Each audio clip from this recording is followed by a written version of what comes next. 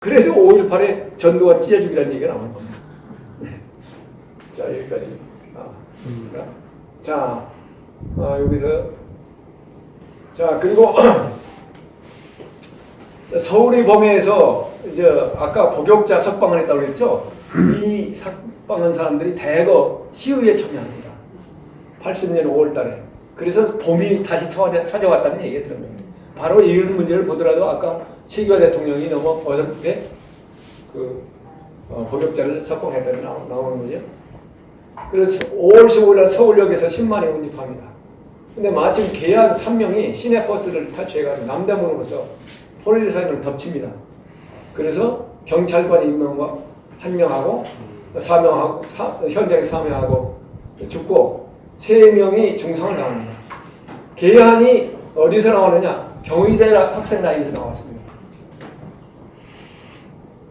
그런데 3개월 연인원 300명이 투입됐으나 단서를 찾지 못했습니다. 이때 좀 더 말씀을 좀 드릴 게 있는데, 경희대 라인에서 나왔을 때 경희대 학생 회장은 아닙니다만 그때 실질적으로 경희대를 이끄는 지도자는 문재인이었습니다. 군에서 나와가지고 복학을 하고 있었어요. 그래서 네. 그래서 이제 문재인이가 청량리 경찰서에 이제 구속됐어요. 20일간 구속됐는데 마침 20일 만에 사법시험 2차 합격이 발표됐어요. 그래서 경희대 이사진에서 그냥 죄도 없잖아. 알지도 못하는데 뭐 학생. 그래가지고 석방운동을 해가지고 무죄 석방이 됐습니다. 그러나 지금 이 시점에서 우리가 의심을 해보는 것은 현 대통령이지만 그 당시에 그 사람들을 보호할 수 있는 그런 좋게 해서 아량이고 나쁘게 해서 커넥션이 있었다라고 의심하지 않을 수 없습니다. 그리고 여기에 나왔던 차량 버스 공격했던 사람 아마도 5.18 광주에 갔었을 것이다. 5.18에서도 가장 유행처럼 공격한 것이 차량 돌진 공격. 도시 게릴라전에서 가장 흔한 것이 차량 돌진이다. 그래서 5.18 유공자에 문재인 들어가 있어요. 당연하죠.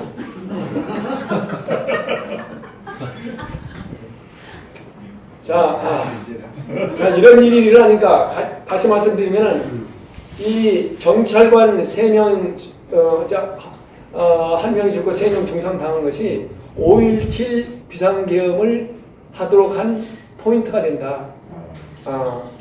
이러고 나서 그 당시에 김정환 내무장관이 우리 이제 경찰 통제 못합니다.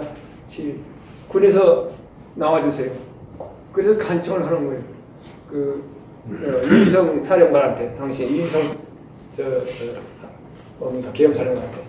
그래서 군 투입을 하게 됩니다. 근데 이제 아까 말씀드린 대로 이 김대중의 제야 세력, 국민운동 세력이 유신 체제 즉각 중단하라. 그러니까 그분들 24명 체포하고 31개 캠퍼스에 군을 투입합니다. 31개 캠퍼스. 그래서 전남대학교에는 당시 전북 금마에 주둔했던 7공수 7공수에 33대다 전남대, 35대 조선대. 왜 지금 여기 금마만으로 말씀을 드리냐 하면 7공수는 50% 이상의 호남 사람이에요. 그러니까 경상도 군인이 전라도 시민들을 죽이기 위해서 왔다라고 하는 쌩 거짓말이에요. 그리고 이것만 보더라도 이원보가 아주 거짓말했다는 것을 말씀을 드리는 겁니다. 기타 광주 대학 8개 대학이 있는데 이건 31사단에서 이제 배치했습니다. 자, 또.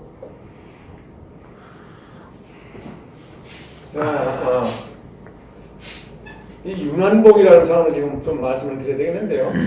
전남 민청협 회장 윤한복 5.18 무장폭동을 기획했다라고 말씀을 드립니다.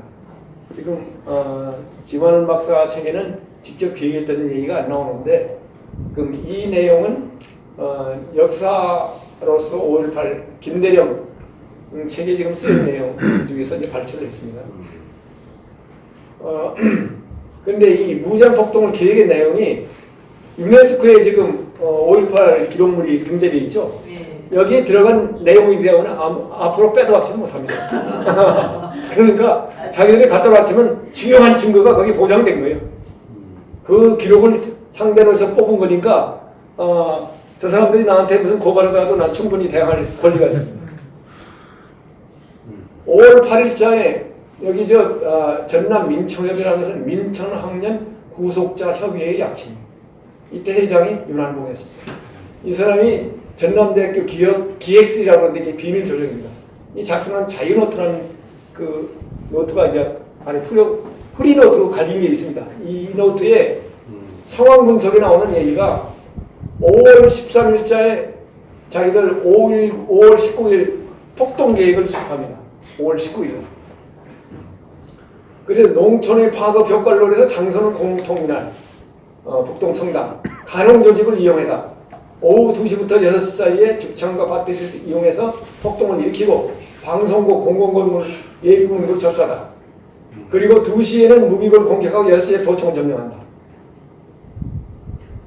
전남 학생에게 300명이 간홍을 지원한다. 이건 주로 간홍에 활동하고 전남대 학생 300명이 간홍 지원하도록 5월 15일날 요청하다.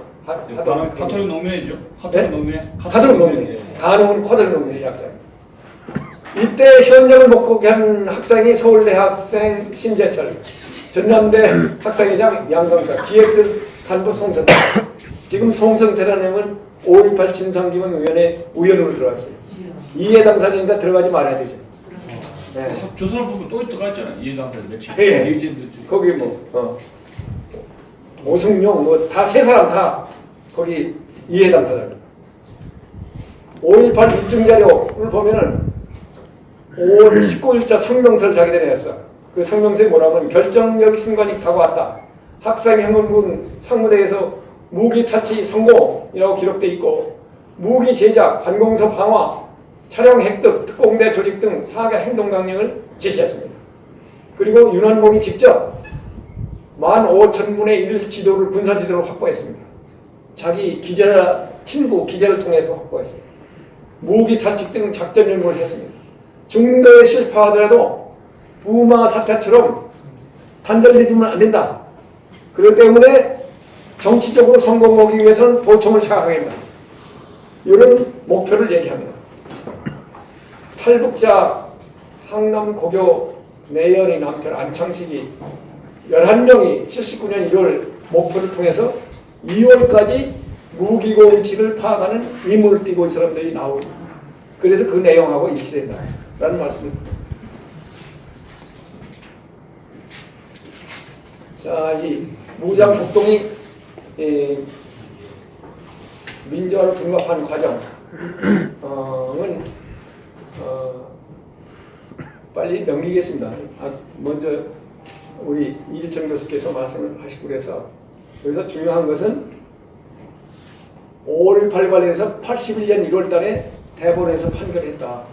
최초 판결했는데 그때는 김대중을 나란죄로 사형 선고를 했다. 예. 그렇지만 이것이 다 뒤집어진다는 얘기죠. 그 이유는 한민통 의장, 한민통이 이게 반국가 단체, 한국 민주화 회복 통일 촉진위원회, 북한 지원 반국가 단체를 결정했죠. 5.18 사태 혁명내야 구성하는데 지원했다. 그 이후에 87년 말에 이제 노태우 대통령이 되지 않습니까? 이후에 여소야대 전국이 돼가지고 국회에서 민주화 운동으로 5.18을 격상시키려고 그래요. 그 일환으로 88년 7월 달에 광주 투기가 결성입니다. 그때 광주 투기는 광주 민주화 운동 진상조직. 이때 처음으로 투기 차원에서 민주화 운동이라는 걸 넣었습니다. 법적인 차원이 아니라. 자, 그런데 그래서 유감스럽게도 그 민주화운동이라고 처음 넣은 법이 노태우 대통령입니다. 노태우 대통령이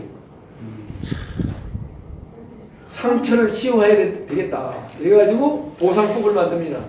저 그리고 사람 잘 알지 5.18 않아? 민주화운동 관련자 보상 등에 관한 법률을 해가지고 5.18 보상법인데 여기에 민주화운동이라는 법적으로 논리 없이 집어넣어서 버립니다. 아니 알잖아요 지금 진실을. 네? 알잖아. 전두환이랑 같이 그때.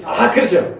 그러니까 우리가 물 태우라고 하는 겁니다. 아, 그런데 그 앞에 뭐가 있었냐면은 정호영 의원이 그때 국회의원이었습니다. 그런데 이제 아까 말씀대로 요소해야 될 정국이 됐다고 그랬죠. 그러니까 노태우 대통령이 일을 못 하겠는 거야 도대체. 그래서 3당 합당해야 되겠다. JP 자민련 YS 민주당 그 뭡니까 노태우 대통령은 그때 민주정의당 해가지고 민정당이죠. 3당이 합당해가지고 민재당 민주자유당을 만듭니다. 그러면서 이 합당할 때 조건이 뭐냐? 당신들 중에서 노태우 당신도 있지만 앞으로 정호영 또 대통령 한다고 할 거 아니야? 정호영 못하게 지금 제거해 이렇게 된 거예요. 강제로 국회의원을 사퇴시킵니다. 정호영이 그냥 기분이 나쁘지만 대의를 위해서 내가 소위를 버리겠다. 국회의원 그 별거 아니잖아요. 이렇게 하고 결심을 합니다. 내가 그만둘게. 너 정치 잘해. 아주 희생양이 돼요. 그래서 정호영 부인이 이때부터 제가 듣기로는 병들었다는 얘기입니다.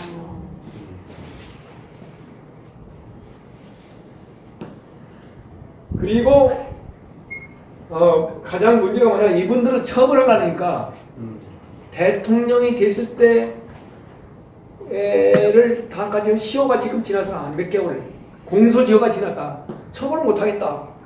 그래서 꾀를 낸 것이 공소시효에도 관련 없는 꾀를 내는 건 뭔가 꾀를 들어가지고 박기동 의원이 꾀를 내는 거예요. 노태우 비자금 문제.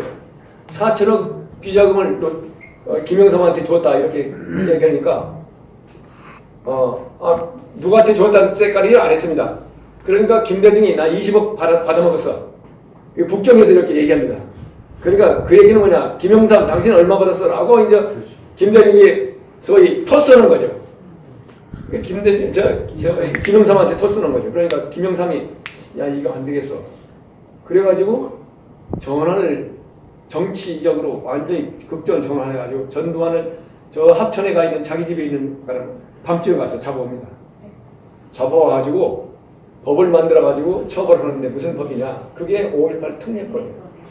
이 특례법 내용은 헌정질서 파괴 범의 공소시효에 대한 특례법이라고 해가지고 부칙에 전 대통령, 노 대통령 기간이 원래는 12년이었는데 어떻게 1년 3개월 더 플러스 해가지고 13년 3개월을 일자까지 박아가지고 시효 정지를 해버립니다. 이게 이 법에 의해서 이분들이 처벌을 하게 됩니다. 근데 여기서 가장 문제는 뭐냐면은 우리가 이제 형벌 부소부의 원칙이라는 게 있고 일사부자리 원칙 헌법에 형벌 부소부의 원칙이 있는데 일사리 부자리보다도 더 무서운 것이 부소부의 원칙입니다. 부소부의 원칙이란 난 그거 대통령 할 때 그 죄를 지은 적 없어. 근데 끝나가지고 그 법 이게 만들어 나를 처벌하려고 그래. 이건 안 되는 거야. 대통령이 아니라 이거는 진짜 그 독재국가가 아닌 데서는 이 법이 있을 수 없어요. 행위 당시의 법령이 아니고서는 처벌할 수는 해서는 안 된다. 이게 기본 인권입니다. 그게 헌법의 형벌 부소급의 원칙인데 그것까지 무시하고 이 법을 만들어서 처벌합니다. 그래서 이분들이 재심을 청구해야 되는데 아직까지 재심 청구를 안 하고 있어요. 한 번 재심 청구했다가 이걸 꺾이면 안 되겠다 해가지고 세월이 오기를 지금 기다리고 있다라고 보고 있습니다. 그러나 우리 시민들이 이분들한테 용기를 줘야 돼. 예. 그래서 제가 지금 이 강의도 하는 것입니다. 그래서 민주화 그 법이 상계법이 있는데 3개 법이 있는데 그게 보상법, 특례법, 특별법이 아니라 5.18 특별법 이런 얘기를 하는데 특례법입니다. 특별한 예를 한 거니까. 그리고 유공자법. 이건 김대중 있을 때 얘기 만든 법입니다. 유공자법. 자, 이런 법이 있으면서도 근거는 없이 민주화로 됐다. 이런 말씀을 드립니다. 근거 없이 민주화. 5.18 민주화라는 것이 논리적, 법적 근거가 없이 됐다는 말씀을 다시 한번 드립니다. 그러면 사법부가 이때부터 이제 사법부가 이제 날개를 펴는 거죠. 법이 만들어졌으니까. 근데 그 법이 만들기 전에 검찰이 어떤 얘기를 했냐면은 검찰도 사법부에 속한다고 해가지고 사법부 속에 집어넣은 겁니다. 이 94년 10월 달에 50 청문회 검찰 50 청문회에서 이렇게 얘기했습니다. 12.12와 5.18은 별개야. 12.12는 군사적인 반란이 될지는 모른다. 뭡니까? 하극상이 나려니까. 그러나 국회나 헌법기관에 우회를 가하지 않기 때문에 내란이 아니다. 그리고 95년 11월 20일 헌재가 그 내란죄 공소시효가 만료됐다고 불기소처분도 했어요. 헌법 재판소까지 이건 처벌 대상이 아니다. 그런데도 불구하고 95년 12월 18일 검찰이 다단계 구태타를 얘기합니다. 갑자기 또 같은 검찰 12, 12와 5, 17, 5, 18 다단계. 아니 무슨 뭐 상품 파는 거 다단계라고 하나 가지고 안 되니까 다단계라고 한 거야. 세 개를 다 합해가지고 5.18을 일반 시민 학살했다 이거예요. 가장 중요한 것이 계엄령 확대입니다. 이게 정치인 체포했다. 그리고 국보위 만들었다 해가지고 국헌문란 내란죄다. 그래 아까 말씀대로 그 만료 연장 소급법은 절대 불가다는 말씀을 이제 전문가들이 얘기하고 있습니다. 한 시간 거의 들어갑니다. 이제 아까 말씀드린 대로 헌법상에 마지막으로 대법원이 판결한 것은 97년 4월 17일입니다. 아까 81년 1월 달에 제대로 판결했다가 뒤집기를 해가지고 물구사나무 지금 물구나무 서기는 90년 4월 YS에 있을 때 판결한 겁니다. 그리고 YS의 역사 바로잡기는 바로 역사 바로서 이거 아니라 물구나무 선 것이다 말씀을 드립니다. 자, 이상으로서 이제 배경에 대해서 말씀을 드리고요.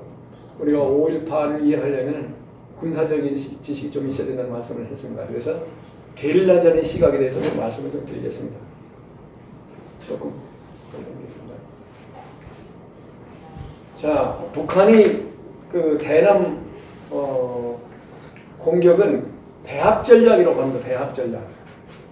군사적으로. 그 배합 전략은 정기전과 비정기전의 배합 전략이다. 비정기. 근데 비정기는 뭐냐? 게릴라전, 문화심전이 다 비정기전이에요. 그러니까 5.18에서 그 군사적인 활동은 비정기전입니다. 그런데 주민등록증이 뭐냐 하면 비정기전 대비 만드는 증명서가 주민등록증입니다. 비정기전을 하면 누가 똑같이 사복 입으면 누가 군인인지 누가 민간인지 모르잖아요. 그걸 증명서 가지고 구분해야겠다 해가지고 만든 것이 주민등록증입니다. 참고로 하시고. 그리고 게릴라는 그 팀워크가 필요합니다. 문화조하고. 자기를 은폐시키는데 동조해줄 사람이 필요해요. 그래서 노인과 여성 어린이가 필요한 겁니다. 지금 하태경이 9살짜리 뭐 8살짜리가 5.18 때 어떻게 봐 말도 안 되는 그릿거리 하지 마 이런 얘기를 하잖아요. 우리 어린애를 쓰리꾼이 어떻게 쓰리꾼이냐면 딱 뭡니까 어디 쓰리 딱 하면 어린애를 가서 어린애를 딱 손을 잡고 있는 거예요. 훔치고 나서 그리고 얼른 가서 누구 보따리 큰 거 있으면 같이 잡아주는 거예요. 이게 우의장이라고. 게릴라도 마찬가지예요. 자기를 숨기려면 여성이라든지 노인이라든지 아기가 필요해요. 그래서 저는 600명이 지금 내렸다고 그러지만 600명 플러스 2배 내지 뭐 한 배 반 정도 900명 내지 1200명이 내려왔다고 봅니다. 그렇게 하려면 게릴라가 활동할 수 없어요. 그런데 이제 평시는 뭡니까 그 시위가 무너질 때는 거리 나가가지고 시민들이 많기 때문에 그걸 보호해주지만 그렇지 못할 때는 누가 보호해줄 거 아닙니까? 그래서 나중에 뭐 얘기할 시간이 있는지 모르지만 5월 22일부터 5월 26일까지는 그 광주 시내에 우리 계엄군이 없었지 않습니까? 그때 북한 특수니 밖으로 내다니다 혼자 다닐 수 없죠. 어린애를 데리고 다녀야지. 그래서 나중에 사진 보지만 어린애하고 같이 뒤섞여서 사진 찍는 게 나와요. 그런데 지금 게릴라 침투 사례를 우리가 보면은 68년 1.24 때 게릴라 침투했습니다. 그리고 11월 달에 울진 3점. 다만 문화저가 없이 침투했어요. 이때. 완전히 특수군만 왔습니다. 그래서 지금도 많은 사람들이 게릴라 하면 게릴라 1.24 때처럼 그 정식으로 막 이 뚜벅뚜벅 오른 쪽만 생각하고 있는 겁니다. 바다로 침투하고 이렇게 침투하는 생각을 안 하고. 그래서 많은 오해를 하고 있다. 그래서 이 게릴라에 대한 생각을 좀 해야 되겠다. 자, 곁들여가지고 게릴라전의 명수라고 하는 것이 모택동이에요. 모택동 16자리 좀 소개하겠습니다. 적지 나한테 이게 적이 나한테 공격해 온다, 진출해 온다 하면은 나는 도망가야죠. 적퇴하축, 적이 퇴가하고 도망간다면 내가 죽여가야죠. 적과요, 적이 머물러 있어. 뭐 진지를 치고 머물러 있어. 그러면 가가지고 건드리고 해야죠. 우리 삼국지에 보면은 성 안에 들면 계속 성 안에 가서 돌을 던지고 이로 나와서 싸우자고 그러지 않습니까? 그 똑같은 이치요. 적피하다. 적이 필요할 때 친다. 라는 것이 적피. 이게 16자 전법이야. 이 전법을 몇 개를 소개를 하면서 나중에 상황을 설명드리겠습니다.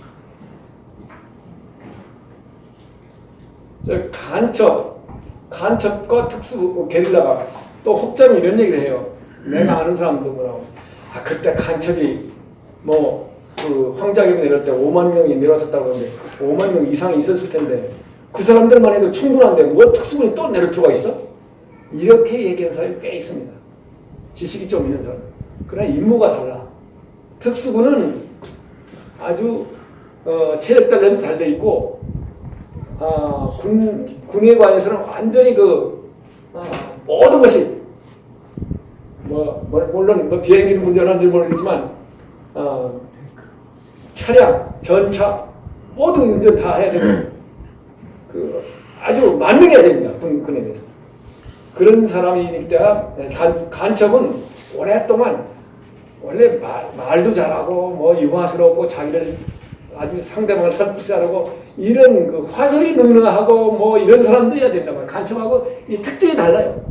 특수군하고.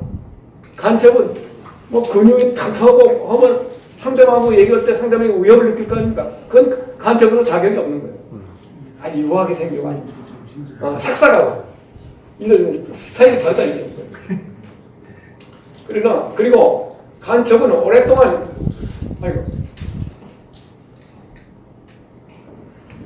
오랫동안 활동합니다. 그러나 이 게릴라는 단기적으로 히트앤런이야. 끝나고 도망가야 돼. 그리고 특수 프로그램을 12살, 13살 이때 또 받는답니다. 한 12년 동안 교육받는 거라고 지금 탈북자들 보고 이 서류에 나와 있어요. 그 수칙을 말씀드리면은 이 보라포 도서나는데 오늘 노출됐다는 상대를 죽이라 이런 수칙이 있습니다. 그래서 5.18 때 보면은 자상으로 죽은 사람이 꽤 있어요. 자상, 칼로 옆으로 쿡 찔러가 나를 안다 이거. 아저씨 여기 말씨 아니네 하면 그거 죽는 거야. 그리고 생포되면 자폭하라. 김현희가 자포 못했죠. 그 옆에 목에 단추가 있답니다. 이게 100g 크기인데 이게 뭐 3kg 포기하고 일해야 돼요. 부상자는 안락시킨다. 내가 부상자랄 경우에 나를 끌고 가려면 세 사람이 있어야 돼요. 전력으로. 그러니까 부상자는 스스로 안락사를 택하도록 그렇게 이제 교육을 하는 거죠. 그래서 예를 들면 5.18 때 죽은 사람보다 부상자가 많았겠죠. 그런데 끌고 가다 자기들이 탄론할 테니까 아마 적당한 시기에 많이 가가지고 안락사 시켰을 겁니다. 그게 바로 저는 청주 그 뭡니까 거기 무슨 이래죠 이름이? 예, 거기에서 청주에서 흥덕지구에서 439가 거기 묻혔는데 그 중에서는 생으로 죽은 사람들이 있을 것이다 라는 생각이 듭니다. 또 시체도 남기지 말라. 이게 아주 중요한 얘기입니다. 제일 많이 죽은 거는 아무래도 교도소라고 봐요. 교도소 많이 죽었는데 교도소 앞에 백설탕이라고 그 간판이 있대요. 그래서 설탕고지라고 그렇게 저기 지만 박사 명명하는데 거기가 교도소 그 지붕하고 거의 비슷합니다. 교도 지붕보다 조금 높거나 그 고지에서 많이 죽었다고 보고 있습니다. 근데 얼마나 죽은지 카운트가 안 되는데 아침이 되면 다 가져가고 흔적을 남기지 말라니까. 게릴라라는 건 저 이 동물들도 자기 뭐 소변을 막 자기 관할할 때 그 소변 보고 이런 거 가지고 관할 지역을 지금 만든다고 하지 않습니까? 그러니까 그 흔적을 만들지 말아야 된다. 흔적을 남기기 위해서 시체도 남기고 이런 얘기 있습니다. 이런 것을 염두에 둬야 이해가 되실 겁니다. 그 다음에 이제 그럼 은폐 숨어야 되는데 가장 은폐가 도시게릴라제는 뭐냐 시위군정입니다. 시민이 나와야죠. 시민. 그리고 스스로 의장은 또 의장 마스크 쓰는 거죠. 그럼 또 시위관정이 클수록 은폐가 용이합니다. 아까 말씀드린 어린이 아니면 대동하는 거. 산악지역에는 숲과 동굴이겠죠. 산악지역. 제가 베트남전에 참전을 한 1년 8개월 있었지만 거기 바로 미군이 진 것은 게릴라전의 자연 조건이 좋기 때문에 그래서 끝내 졌다라고 보고 있습니다. 사실상 졌다고 봐요. 자, 여기 아까 말씀드린 대로 보십시오. 이 경찰입니다. 이거 5월 18일이니까 아직 하복 입을 때가 안 됐어요. 하복을 입었죠. 그리고 머리는 또 길죠. 이 관행사 안 맞죠, 이거 사실. 그리고 여기 이 양반이 상주라고 해가지고 옷을 입었는데 이게 까만 티셔츠에 뭐 건드니 안 맞지 않습니까? 여기 어린애 있죠? 여기 나이 먹은 아줌마 있죠? 여기 할아버지 있죠? 뭐 등등. 이 사진 찍은 사람이 누가 찍었겠느냐? 누가 찍었겠습니까? 이게 5월 23일 정도 찍었다고 보고 있는데 이 앞에 지금 광주 도청 앞에 분수대가 있습니다. 분수대에 지금 시체들 내놓고 보고 있는 거예요 지금. 그런데 보고 있는데 이 찍은 사람은 다 북한 사람이 찍은 겁니다. 우리 저 보도진들은 가가지고 찍을 수가 없었어요. 그 다음에 보도 통제를 해가지고. 그게 지금 5.18 관련 모든 사진들은 북한이 찍었다라고 보는 겁니다. 그걸 누가 주느냐?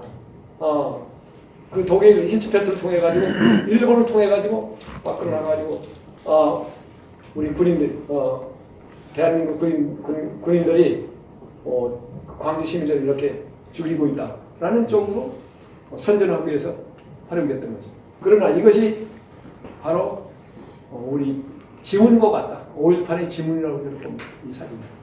여기에 부분적으로 이제 이의가 있는 것도 있지만 이 사진이야말로 5.18에 증명할 수 있는 가장 좋은 5.18의 그 증거 중에서 지문과 같은 사진들이다.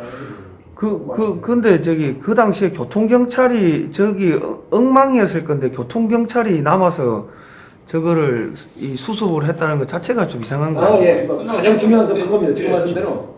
그 당시에 5.18 때 경찰이 뭐 나중에 좀 상황에서 말씀드렸지만 5월 20일 날 저녁에 그 광주에서는 경찰이 4명이 죽습니다. 다 들어가겠어요. 다 도망갔다니까. 그러니까 올라갔어요. 알았어요. 죽고 그리고 5월 28일 날 그 9시에 경찰국이 완전히 시민군한테 점령당합니다.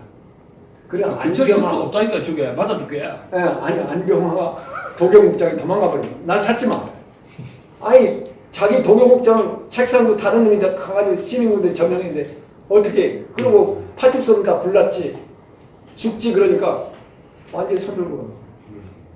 그래서 그때 성황공은 전혀 안 맞는 겁니다. 그러나 이걸 시호를 했는데 이런 시호는 결국엔 자기들이 북한한테 우리가 이렇게 열심히 해가지고 연출도 잘하고 잘했다. 하나의 증명서도 될 거라고는 봅니다. 이걸 가지고 이제 훈장을 받고 그랬습니다. 그럼 제약 조건이 뭐냐? 아까 말씀드린 시민이 물고기와 물 같은